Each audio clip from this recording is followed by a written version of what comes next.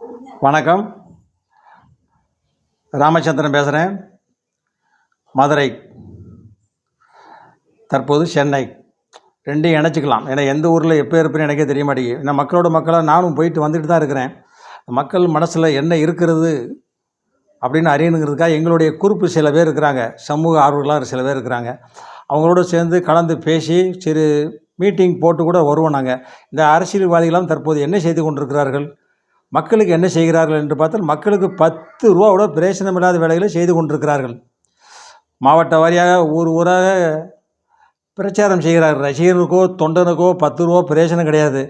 இவர் சொகுசாக உள்ள ஏசி பஸ்ஸில் உட்காந்துக்கிட்டு சில பேர் போகிறாங்க வர்றாங்க, 2-3 தலைவர் வர்றாங்களே இல்லையா, அது அவங்களுக்கு தான் அது பிரயோஜனம். இல்லையா மக்களுக்கோ ரசிகர்களுக்கோ எந்த விதமான பிரயோஜனமும் கிடையாது.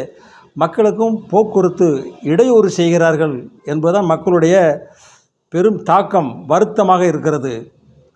இப்போ தமிழ்நாட்டில் அடுத்தடுத்து காவல்துறையும் கொடுத்துட்டு தான் இருக்காங்க. ஆனால் பாதுகாப்பு யாருக்கும் கொடுக்குறதில்ல.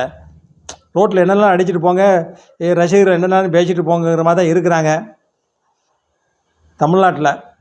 இப்போ அடுத்தடுத்து இதான் இப்போ நடந்துக்கிட்டு இருக்கு. அடுத்தபடியில் வரேன்.